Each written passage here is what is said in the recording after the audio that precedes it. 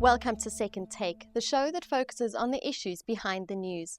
Buy Africa is the advice of two top Asian analysts who are forecasting the strong new economic twinning of Africa with Asia. They believe there is also great potential for Chinese demand to rekindle the commodity supercycle. Mining Weekly editor Martin Creamer is with me in the studio today to provide some insights into the thinking behind that. Welcome to the show, Martin. Hi, Shannon. Can you provide some background into the thinking behind the advice to buy Africa? Yes, there's a logical progression behind the buy Africa, and we're saying B-U-Y, buy Africa, buy it.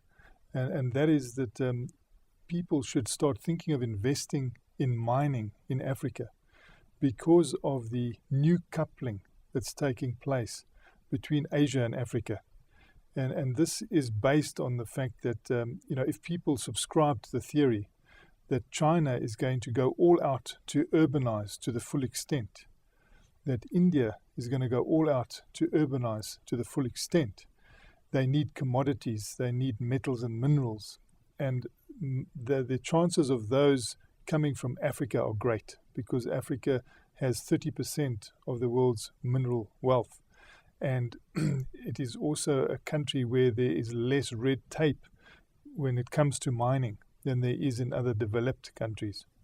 So how could the Chinese and the Indians potentially rekindle the commodity supercycle? Yeah, well, it's great that they start talking about the commodities supercycle. I thought I'd never hear the word again, but at the Johannesburg Stock Exchange, they started talking about a rekindling or even a partial rekindling of the commodity supercycle, which we thought would never end, but came to an abrupt halt in October last year. And of course, the basis of that rekindling is again around the fact that if you look at a 100-year graph of what has happened in the world, you find that when America industrialized, there was a big demand for commodities. When Europe rebuilt itself, there was a big demand for commodities. The development of Japan and the industrialization of Japan led to a demand for commodities. And they're saying this is going to repeat itself. But if you look at the calculations, you see that China particularly has still got a long way to go to reach the levels of industrialization that were reached by Japan, that were reached by Europe, that were reached by America. So there's still a leeway there for them to catch up. And therefore, they are talking about China first, starting to rekindle that because they want to go ahead with this urbanization. They want to go ahead with employing 20 million, additional people a year.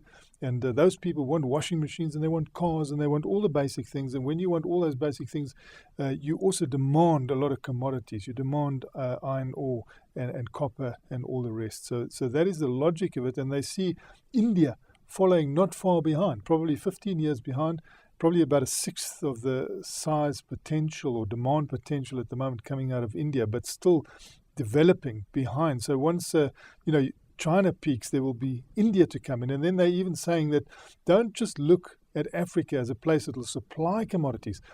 As Africa begins to supply commodities, its own economies will start a demand drive.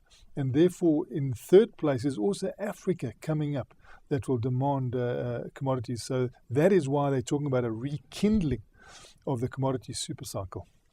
Has the South African government in any way put any incentives in place to encourage investment like this? There is quite a good export guarantee insurance that everybody should be aware of.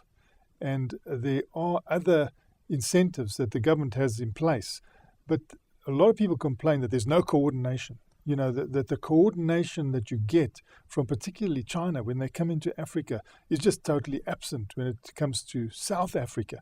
Now, South Africa has this mining expertise. They are the ideal partners for China in Africa. But what is happening is the Australians and the Canadians and even the British, who they aim are bigger potential partners than the South Africans. And so we're not taking up this opportunity. And I think the government needs to strategize around helping South Africans to get into Africa because it is going to be something that will boost South Africa.